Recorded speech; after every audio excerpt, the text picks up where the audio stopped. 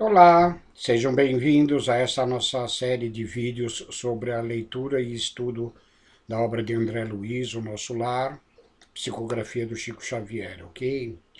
Então, no, no vídeo anterior, nós abordamos até o capítulo 12, onde Lísias, sob questionamento de André Luiz sobre o que era o umbral, Lísia explica toda a situação das pessoas ainda em ignorância das leis do amor, ainda eh, presas a processos de vingança, né? Ali se estacionam, né? E muitas das vezes não chegam a ir a planos mais elevados, ainda que intermediários, como a colônia de Nosso Lar, mas que retornam para novos aprendizados, novas experiências, ok? E aí, no final deste capítulo, André Luiz declara: Ah, como desejo trabalhar junto destas legiões de infelizes, levando-lhes o pão espiritual do esclarecimento. Ao que o enfermeiro amigo lhe diz: Mas será que você se sente com preparo indispensável a semelhante serviço? Pois bem, nesse capítulo agora, o próximo 13, nós vamos ver então André Luiz se referindo à ida ao gabinete do ministro, o ministro Clarencio, que foi aquele que o recolheu nas zonas inferiores, ok? Mas antes disso, o capítulo inicia-se assim, André Luiz relatando. Com as melhoras crescentes, surgia a necessidade de movimentação e trabalho. Decorrido tanto tempo, esgotando anos difíceis de lutas, volvia-me o interesse pelos afazeres que enchem o dia útil de todo homem normal no mundo. Incontestável que havia perdido excelentes oportunidades na terra, que muitas falhas me assinalavam o caminho. Agora, porém, recordava os 15 anos de clínica, sentindo um certo vazio no coração. Identificava-me a mim mesmo como vigoroso agricultor em pleno campo, de mãos atadas e impossibilitado de atacar o trabalho. Cercado de enfermos, não podia aproximar-me como noutros tempos, reunindo em mim o amigo e médico e o pesquisador. Ouvindo gemidos incessantes nos apartamentos contíguos, não me era lícito nem mesmo a função de enfermeiro e colaborador nos casos de socorro urgente. Claro que não me faltava o desejo. Minha posição ali, contudo, era assaz humilde para me atrever. Os médicos espirituais, eles eram detentores de técnica diferente. No planeta, sabia que meu direito de intervir começava nos livros conhecidos e nos títulos conquistados. Mas naquele ambiente novo, a medicina começava no coração, exteriorizando-se em amor e cuidado fraternal, né? A ciência do espírito, né? Então, a medicina espiritual, ela trata mais dos sentimentos do espírito, aqueles que se encontram adoecidos, ela trata mais das emoções, ela trata mais com a fraternidade, a demonstração do amor e do carinho, ok?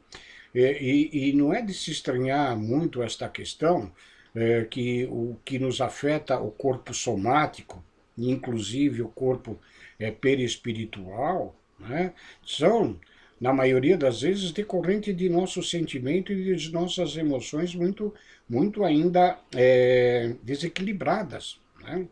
Tanto é que nós entramos em contato com um texto do Dr. Drauzio Varela, e eu não sei qual é a escola religiosa que ele se filia ou não, tá?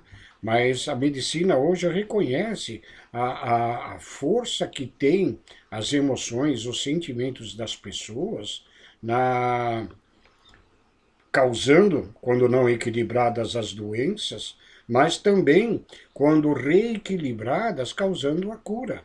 Daí, André Luiz referir-se, no plano espiritual, da excelência do tratamento da medicina naqueles planos em relação a cura daqueles que se encontram adoentados. Olha, como curiosidade, aqui em complemento ao que nós estamos estudando, Drauzio Varela, ele tem eu vou ler pequenos trechos aqui, ele tem um texto que é fácil de se encontrar na internet, o texto se chama Se Não Quiser Adoecer, Dr. Drauzio Varela. E ele diz assim, se não quiser adoecer, fale dos seus sentimentos. Emoções e sentimentos que são escondidos, reprimidos, acabam em doenças como gastrite, úlcera, dores lombares, dor na coluna. Se não quiser adoecer, tome decisão. A pessoa indecisa permanece na dúvida, na ansiedade, na angústia. A indecisão acumula problemas, preocupações e agressões. Se não quiser adoecer, busque soluções. Pessoas negativas não enxergam soluções e aumentam os problemas. Preferem a lamentação, a murmuração e o pessimismo. Se não quiser adoecer, não viva de aparências. Quem esconde a realidade finge, faz pose, quer sempre dar a impressão que está bem, quer mostrar-se perfeito, bonzinho, está acumulando 1 tonelada de peso em seu organismo. Se não quiser adoecer, aceite-se. A rejeição de si próprio, a ausência de autoestima, faz com que sejamos algozes de nós mesmos. Se não quiser adoecer, quem não confia, se não quiser adoecer, confie.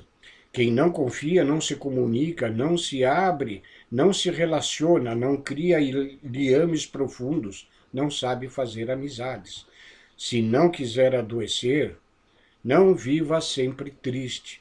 O bom humor, a risada, o lazer, a alegria recuperam a saúde e trazem vida longa.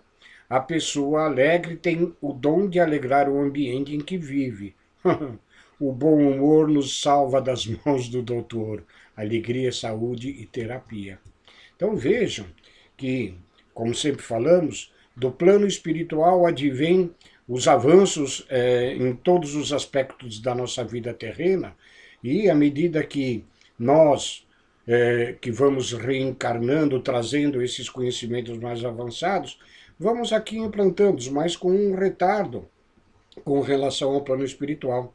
Enquanto lá no plano espiritual a utilização do amor fraterno, a utilização de eliminarmos a ignorância das leis divinas, faz com que haja a cura do corpo perispiritual e, quiçá, refletindo-se inclusive no corpo somático, tá ok?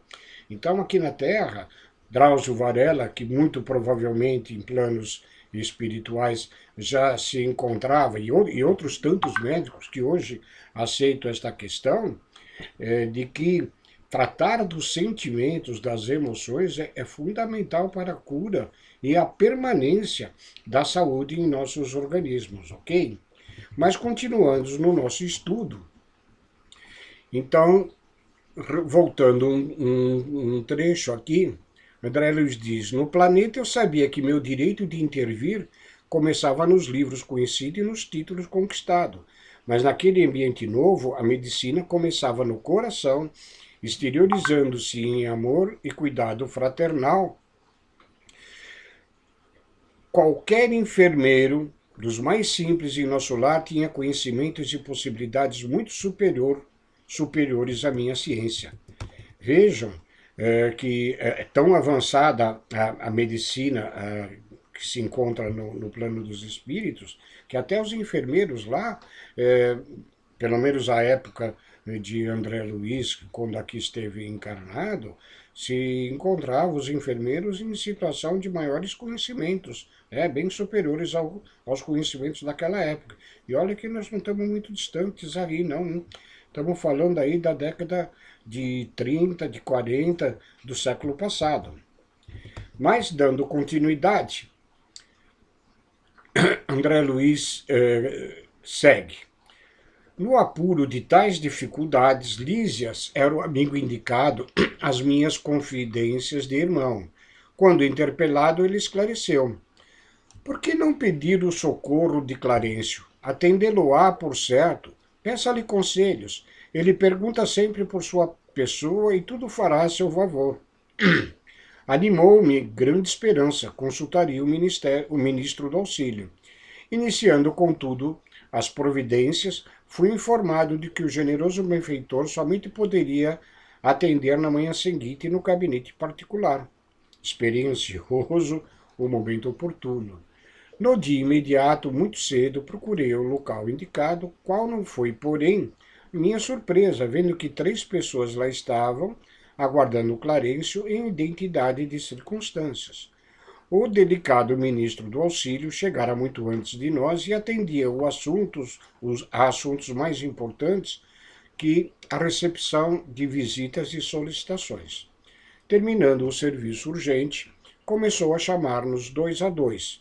Impressionou-me tal processo de audiência. Soube, porém, mais tarde que ele aproveitava esse método para que os pareceres fornecidos a qualquer interessado servissem igualmente a outros, assim atendendo a necessidade de ordem geral, ganhando tempo e proveito. Vejam que, como nós falávamos lá atrás no capítulo anterior, de que André Luiz dizia que lá no umbral as coisas eram muito bagunçadas, totalmente desorganizadas, e Ulisses usa uma frase que eu acho muito importante. Ele diz que organização é questão de espíritos organizados.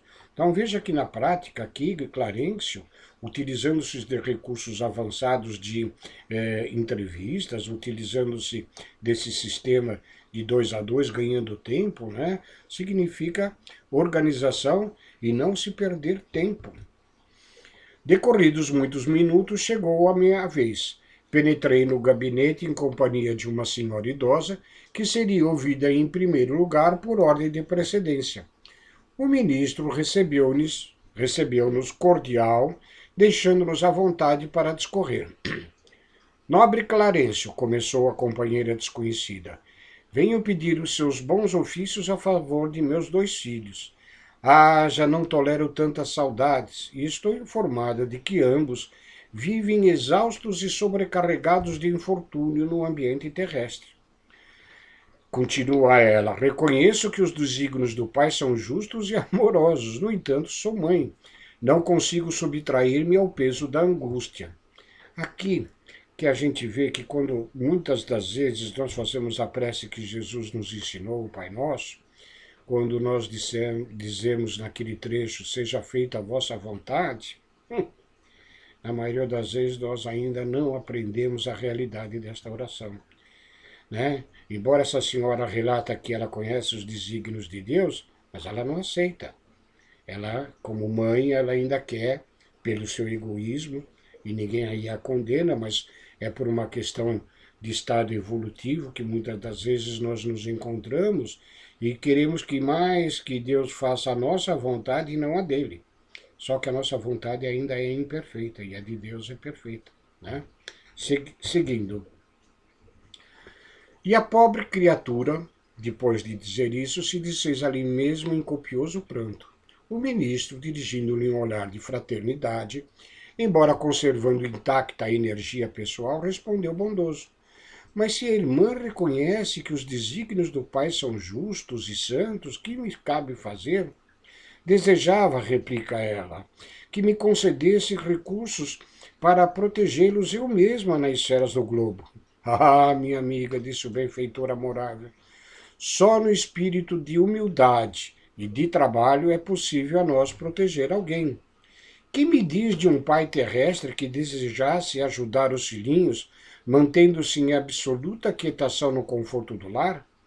O pai criou o serviço e a cooperação como leis que ninguém pode trair sem prejuízo próprio. Nada lhe diz a consciência neste sentido? Quantos bônus horas poderá acrescentar em benefício de sua pretensão? A interpelada respondeu hesitante. 304.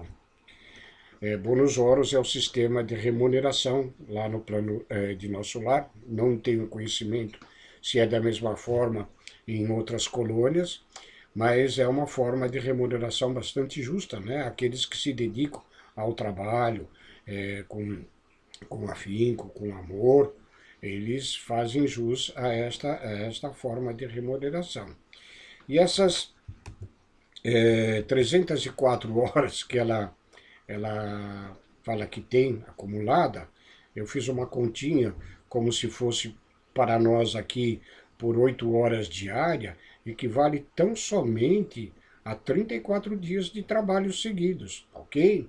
E ela me parece que não faz dessa forma, como vamos ver adiante, ok? Então, para nosso entendimento, ela diz que tem o equivalente a 34 dias de trabalho. E aí, Clarencio elucida sorrindo. É de lamentar, pois aqui se hospeda há mais de 6 anos e apenas deu à colônia até hoje 304 horas de trabalho, ou seja, 34 dias.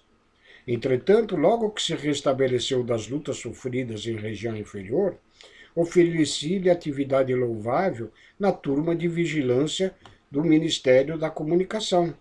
Ah, mas aquilo por lá era serviço intolerável, atalhou a interlocutora. Uma luta incessante contra entidades malfazejas. Era natural que eu não me adaptasse. Clarencio continuou imperturbável. Coloquei-a depois entre os irmãos da suportação nas tarefas regenerações. Pior, exclama a senhora. Aqueles apartamentos andam repleto de pessoas imundas, palavrões, indecências, misérias. Reconhecendo as suas dificuldades, enviei então a cooperar na enfermagem dos perturbados. Mas quem os tolerará senão os santos? Inquiriu a pedinte rebelde. Eu fiz o possível, entretanto aquela multidão de almas desviadas assombra qualquer. Não ficaram aí os meus esforços, fala Clarencio. Localizei-as nos gabinetes de investigação e pesquisas do Ministério do Esclarecimento e, contudo, talvez enfadada com as minhas providências, a irmã se recolheu deliberadamente aos campos de repouso. Ah, era também impossível continuar ali, disse a impertinente. Só encontrei experiências exaustivas, fluidos estranhos e chefes ásperos.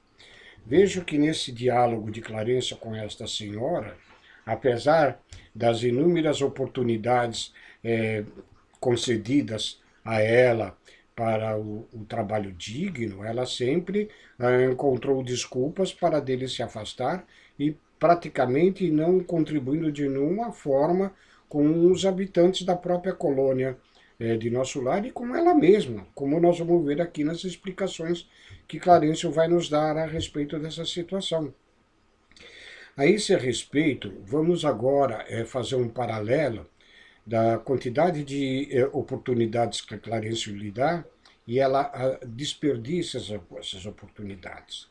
Nós sabemos, como a doutrina nos esclarece, que Deus, o Pai divino, amoroso, justiceiro, mas misericordioso, ele nos dá inúmeras oportunidades de existências através de reencarnações sucessivas, para que nós possamos aprender, crescer, evoluir e atingir aqueles níveis que Jesus nos afiançava de sermos perfeitos como o nosso Pai Celestial é. E quantas vezes nós, como esta senhora, nas nossas existências, as desperdiçamos, arranjando desculpas das mais esfarrapadas para que não procedamos da forma como deveríamos na quitação de nossos débitos anteriores e nas provas que nós temos que enfrentar para nos valorizar em termos de aquisição de um caráter mais evoluído. Esse trecho nos remete igualmente a uma similaridade da misericórdia divina em nos propiciar tantas quantas oportunidades em encarnações sucessivas e tantas vezes como esta senhora nós as desperdiçamos. Precisamos tomar já a consciência espiritual. Esta obra de André Luiz, como dita desde o começo, é para o nosso despertamento.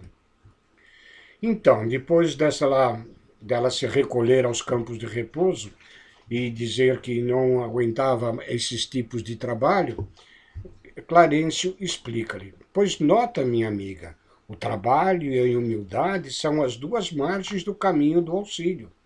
Para ajudarmos alguém, nós precisamos de irmãos que se façam cooperadores, amigos, protetores e servos nossos.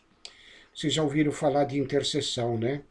Nós só podemos interceder pelos nossos entes queridos, pelos nossos amados, se nós igualmente nos dispusermos a auxiliar aqueles outros que também precisam da intercedência pelos seus espíritos.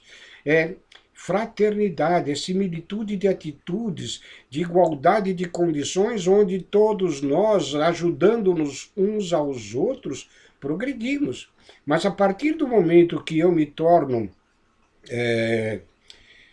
eu me torno refratário a querer ajudar, como eu vou poder querer que as outras pessoas me ajudem?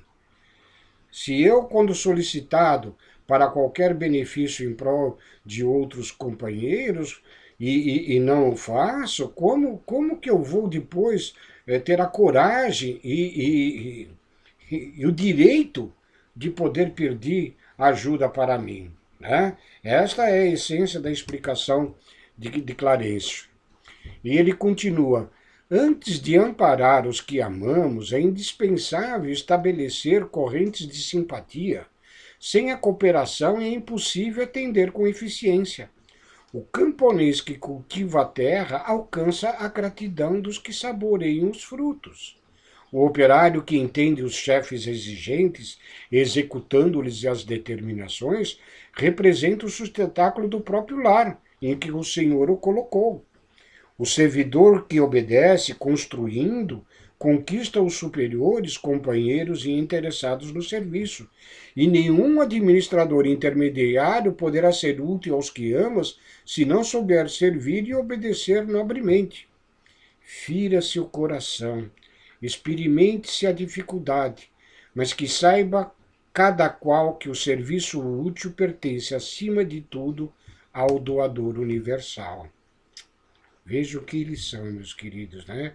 Às vezes nós nos tornamos irresponsáveis, sendo impertinentes diante de qualquer dificuldade nas nossas relações de trabalho, sem entendermos que isto é o ganho que nós temos na vida terrena e na vida espiritual, pela execução das nossas tarefas a que fomos submetidos nas nossas encarnações, para o nosso crescimento e nosso aprendizado.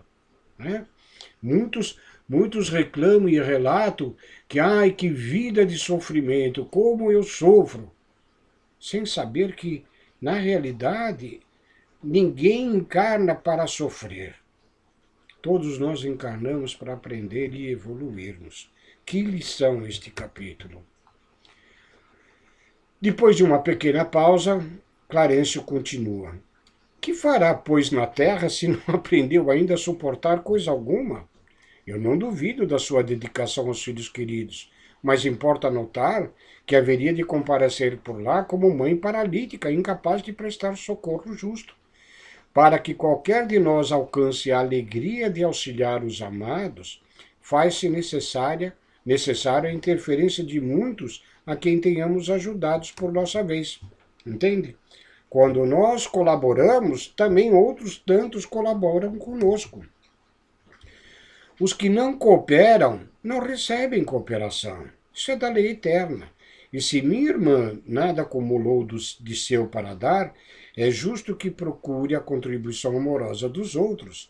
Mas como receber a colaboração imprescindível se ainda não semeou nem mesmo a simples simpatia?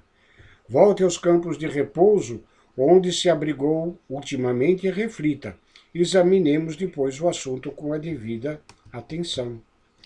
Aqui, após ele dizer que aquele que não colabora não recebe colaboração, nós poderíamos estar refletindo de uma outra forma, dizendo, mas o Pai Amantíssimo não nos envia auxílio o tempo todo. Os bons espíritos da alta espiritualidade necessitam da nossa colaboração para que eles colaborem conosco? Com certeza não. Mas a questão fundamental não é bem esta. nós sempre recebemos o trabalho e auxílio. Mas sabemos que nós, Deus se utiliza de nós mesmos, por nós mesmos, para nos ajudarmos uns aos outros. E sem esse espírito de cooperação entre nós, né, com certeza nós estaremos recebendo sempre o auxílio do plano mais elevado. Mas nas atitudes da nossa existência, nós não conseguimos, com espíritos mediamente no mesmo grau do nosso desenvolvimento, conseguir o auxílio mais imediato, ok? E tenhamos em mente que, como já foi até esclarecido por Clarencio em capítulo anterior, quando lá André Luiz meio que choramingando da saudade dos seus entes queridos na terra, da sua esposa, dos seus filhos, né? E Clarencio diz, é justo você se preocupar, mas não se esqueça que assim como Deus está te atendendo, atende a eles também no plano da terra. Tá? É que nós ainda trazemos sentimentos muito egoístas. O nosso amor é muito obsessivo. Então é necessário que nós saibamos utilizar o espírito de cooperação e de fraternidade com todos aqueles que conosco convivem, com aqueles que nos solicitam o auxílio, para que igualmente tenhamos o mesmo direito. Dá para entender assim, ok? Terminando esse capítulo, então, ele recomendando para que ela retorne aos campos de pouso. E aí, André Luiz diz que a mãe inquieta sentou-se, enxugando lágrimas copiosas. Em seguida, o ministro fitou-me compassivamente e falou: aproxime-se, meu amigo. Aí André Luiz diz: levantei-me hesitante para conversar. Com certeza, depois de toda essa bronca, entre aspas, né, mas chamada de atenção com muito amor, como está aqui esclarecido, né? André Luiz ficou até meio receoso do que ele vai poder pedir, ok? Mas isso vai ficar para o nosso próximo vídeo, no capítulo 14, que se denomina exatamente as elucidações de Clarencio, tá bom?